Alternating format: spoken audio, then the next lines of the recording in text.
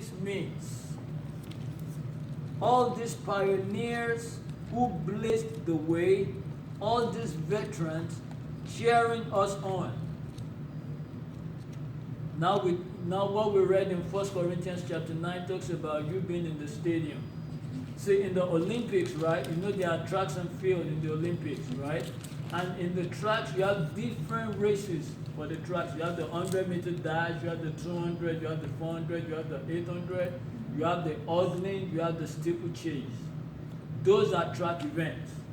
Now, if you are running a race, you cannot use the same energy that you used in running a 100-meter dash to run an 800-meter race. If you want to use the energy that you used to run a 100-meter dash to run an 800-meter race, before you know it, you run out of energy. So just like people are around in the stadium cheering the people on, Paul is now using the same analogy, saying concerning the Christians that we are in a race, and we have some people that run the race before us.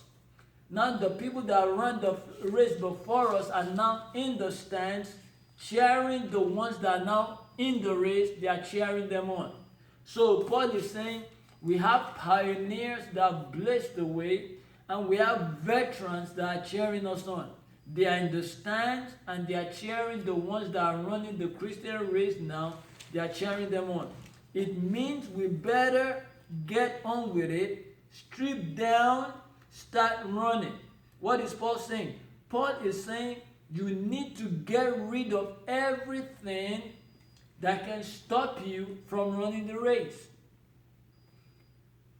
There is nobody in his right mind that wants to run a marathon race that will not start training months ahead of the race. You cannot jump up in the morning and decide to join a marathon race that is going to happen 2 days time. You must train months ahead for you to be able to run the marathon race. There is no and also there is no one in their right mind that will want to run the marathon race and will keep feasting on burgers, will keep feasting on fries, will keep eating heavy food. Why? Because heavy food will not allow you to run a marathon race. You need something light because you need to be light. So Paul is saying, using the same analogy, if you're going to run a marathon race, Paul is using the same analogy here, that if you're going to run this Christian race, there are some weights and there are some loads that you must shed, that you must drop, that will stop you or hinder you from running this race. A man that wants to run a marathon race will not be carrying a backpack, wearing a Timberland boot, wearing the jeans, putting on a big sweater, and decides to run. If you're going to run a marathon, you need to wear things that are light so that you will be free to run. So Paul is saying you have to get to a place whereby you put aside everything that is weighty. Now look at what it says. No extra spiritual fat. No parasitic sin. Keep your eyes on Jesus. Back to what we were discussing. Keep your eyes on Jesus. Why is Paul saying keep your eyes on Jesus? Because that is the end goal. If you want to run the Christian race and Jesus is not at the focal point, there is no how you will be able to run it. If you want to achieve a goal or achieve a dream, and you don't have the picture of what you're trying to achieve, it's going to be hard for you to achieve it. I told you when you're about to start this semester, this past semester that just went, this past school year that just went, I said whatever grade that you want to achieve by the end of the school grade, I want you to write it down, paste it on your mirror in your bathroom, and look at it every morning when you go to school. What will that do? That will jeer your spirit for you to meet that goal. That is why the Bible says in Habakkuk chapter 2, I believe, says, write the vision and make it plain on the tablet, so that those that read it may be able to do what to. Let's go there. Go to Habakkuk. Habakkuk in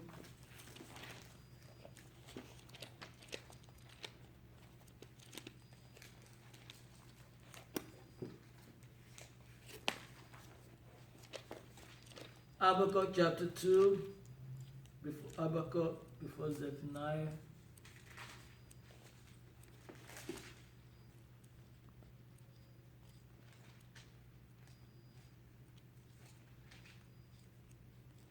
Are you there?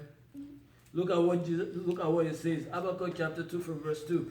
And then God answered, write this. Write what you see. Write it out in big block letters, so that it can be read on the run. I want you to read your, go to read this way. Keep going back. It's the book before that. Yeah, that's Habakkuk. Now I want you to read chapter 2, verse 2.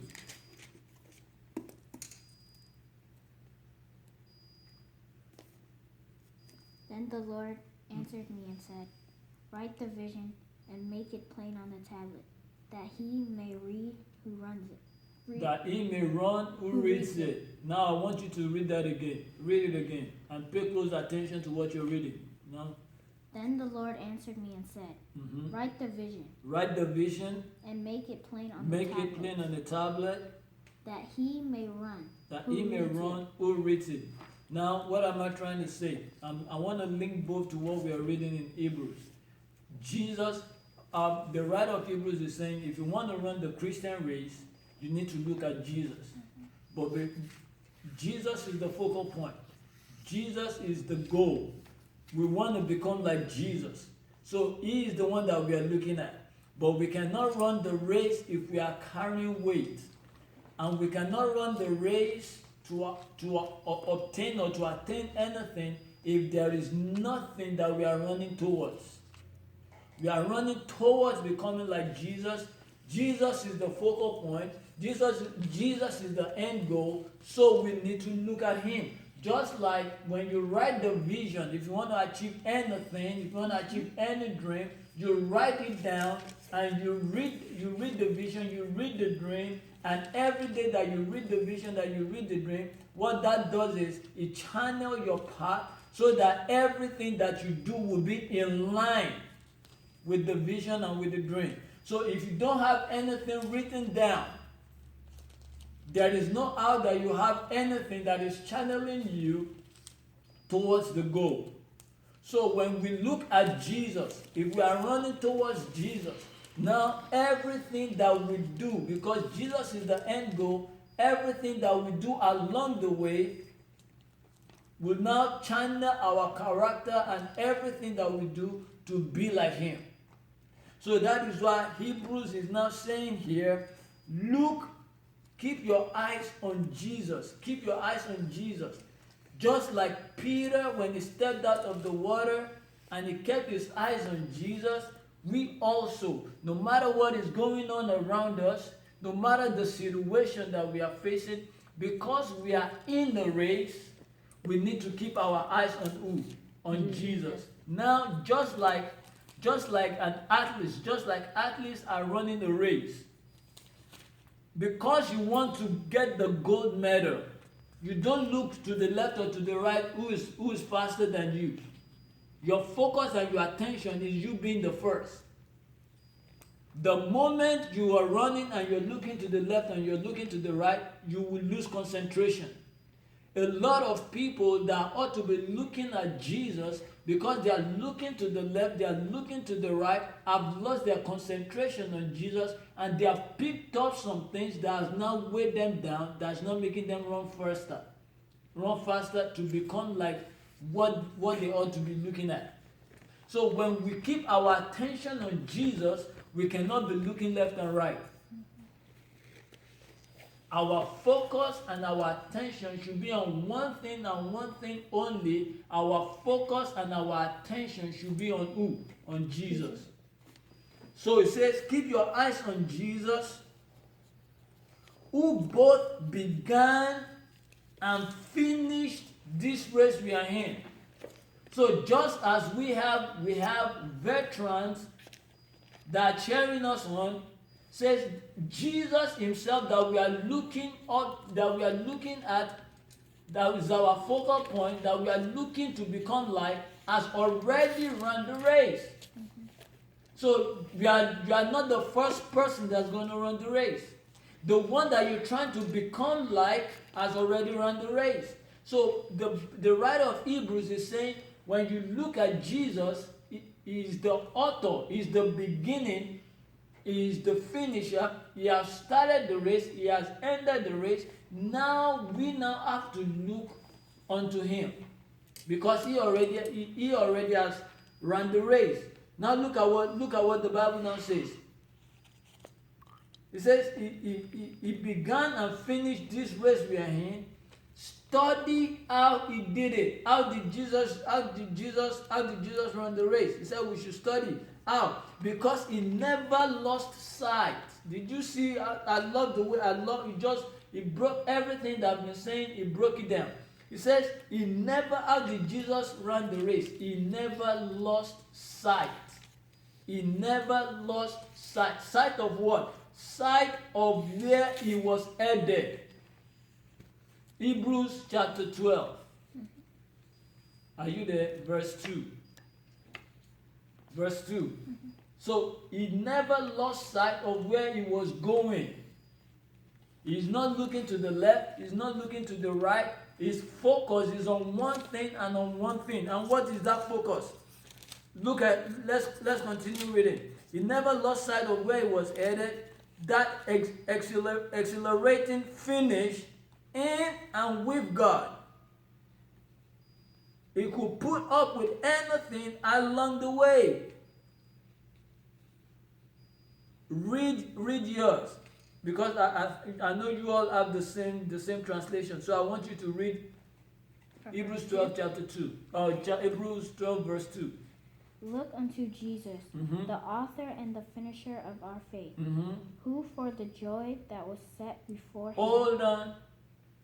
Looking unto Jesus, the author and the finisher of our faith, who for the joy that was set before him. So what is Jesus running towards? Our faith. Read it again. Read it again. Read it. I want you to read it. Looking unto Jesus, the author and the finisher of our faith, who for the joy that was set before him. So what was set before Jesus? Our joy. The joy. Okay, now if you now continue, I want you to read it. I want you to have the joy. I want you to have joy in mind. Now continue. Endured the cross, despising the shame, and has sat down at the right hand of the throne of God. Okay, now for Jesus, the author and the finisher of our faith, who for the joy that was set before him. What is the joy? The joy is that after I've gone through what I'm going to go through in my race, I'm going to sit down at the right hand of the Father. And when I sit at the right hand of the Father, I have actually fulfilled the sacrifice that is going to redeem man from the world of sin. So that was the joy that was set before Jesus. So when you have a goal, when you have a dream that you are running after, that you want to attain, there are some hurdles that you are going to cross. And you cannot allow those hurdles to be a distraction that will stop you from attaining those visions and those dreams. So you need to know how to overcome those hurdles. You need to how to overcome those shame. You need to know how to handle and overcome all those pains so that you can get to where God is taking you to. So here it says he could put up, look at how the message put it, he could put up with anything along the way. Cross, shame, whatever it is that come along his way. Why? Because he has a goal in mind. He has a goal in mind. For the joy that was set before him, he endured. And that is where a lot of people miss it. A lot of people want the prize, but they don't want to endure. Remember I said when we started that as humans, we would rather take shortcuts than go the longer route. When I was in high school, we used to do a cross country race. It's like a marathon. We run around. So I have a friend of mine that also was in the cross country race, and he ran and he just caught corners. He caught corners, and I wasn't in the race. I was sitting with some of our friends, because we don't have class when they're doing the cross country. So I was sitting there, my friends, we were gisting, and all of a sudden we just saw him running from the bush, and he joined us, and he sat down and we were talking. So a few more minutes, a couple of minutes later, he just ran towards the back and went back on the track as if he had run the cross country. Why? Because he's trying to take shortcut to win the prize. So because they didn't cut him, and it was the seventh that finished the cross country race. Meanwhile, he cheated. So the moment you decide to take the shorter route to your destination, what that means is you're cheating. There are some things that you need to learn. There are some hurdles that you need to cross. There are some pain that you are going to that you are going to encounter along the way. And the moment you allow those things, you come across those things and you conquer those things and you are victorious over those things now become a part of you because you have experienced it. So when you get to your destination, then you'll be able to stand strong. A lot of people want to get to the top, but because they are not willing to go through the route that God wants to take them to the top, when they get to the top, they now mess up. That is why it is with God, your route to your destination is more important than the destination. Why? Because God has already been to the destination even before you. That is why when you look at the life of Joseph, God walked with Joseph at every point in his route towards the destination. God gave him a dream. Your brother are going to bow down to you. Your brother, your father, your mother are going to bow down to you. But the route that God was going to take him, God did not reveal the route to him. God did not show him that you are going to be hated by your brother. Your brothers are going to plan to kill you.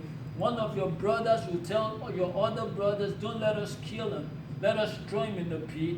Why? Because he wants to find a way to rescue him and take him back to his father. And not knowing that the other brothers took him out of the pit to sell him to the Midianites that would later take him to Egypt and sell him to Pharaoh. And he was in Pharaoh's house, and God was with him in Pharaoh's house. You would think, oh my God, Joseph has arrived. Why? Because God was with him in Pharaoh's house. It was everything that he was doing. He was prosperous. He was successful in Pharaoh's house until Pharaoh's wife now decided that, you know what, you're a good-looking young man. I want you to have an affair with me. And because Joseph feared God, Joseph did not do what Pharaoh's wife wanted. So he ran out of the house, and because he ran out of the house with his clothes in Potiphar's wife's hand, Potiphar's wife decided that Joseph wants to rape her. And because of that, Potiphar took Joseph to the prison. How many of you know that if God had shown Joseph the route to the throne that he's taking him to, how many of you think that Joseph would have tried a shortcut to get to the throne? Joseph would not. There is no one in their right mind, no human in their right mind. Will I tell you that, you know what, you're going to be a president of the United States, but before you become a president of the United States, some people are going to try to kill you. Not only that, they're going to sell you to one country that you don't know about, and when they sell you to that country that you don't know about, you're going to serve somebody in that country that you don't know about, and you're going to do good in the house of your master, and somebody's going to lie on you based on what you didn't do, and they're going to throw you in prison in that country. And after they put you in prison in that country, they're now going to send you back to the United States. And when you get back to the United States, that is when you're now going to find your way out and become a president. How many of you know that the moment you can see that in the picture, you always want to cut some areas of your life? It's like in the movie. If you are the writer of the movie, if you are the director of the movie, you can easily cut out some parts that you don't want to be in the movie. You will cut some parts that you don't want to be in the movie so that the movie can be enjoyable. So a lot of us, because if we are the writer of our life story, there are some things that we're supposed to go through that would lead us to our destination, that will make us to be a better man and a better woman at the end of the journey in life, that we want to cut out of our lives. Why? Because we are the writer of our life story. But God is the writer of our life story. So He will leave those things in place so that when you get to the top, God has taken you through some series of challenges, some series of hurdles to cross, some series of pains to deal with, so that when you get to the top, those things are what are going to keep you. Those characters that you have built along the way are the things that are going to keep you when you get to the top. Now the question is, how many people will be willing to go the distance? How many people, if God shows them that this is the route I want to take you to the destination, how many people will be willing to go the distance? How many will not quit along the way? A lot of people have quit because the road is tough.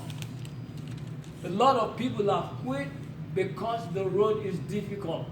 A lot of people have quit because the road does not look like the destination. And most of the times, the road towards your God-ordained destination sometimes will not look like it. Most of the times will not look like it. Sometimes you will hear you are going to be a millionaire and you cannot even rub a nickel together. Sometimes will tell you it shows that you're going to be a medical doctor, and it seems as if everything that you are doing does not even look like it. Why? Because sometimes the road, or most of the times, the road towards your God-ordained destination does not look like it. Whatever it is that God has said to you, whatever dreams, whatever vision that God has placed in your heart, you need to pay close attention on those things. They have to be at your focal point, no matter what you're going through. As long as you can keep your eyes on that thing, everything will fall in place. The road might not look like the end product, but as long as you keep walking towards it, everything becomes clearer. When the vision and the dream is far from reach, it's not clearer. But as you get closer and closer to the vision, it becomes brighter and clearer and clearer.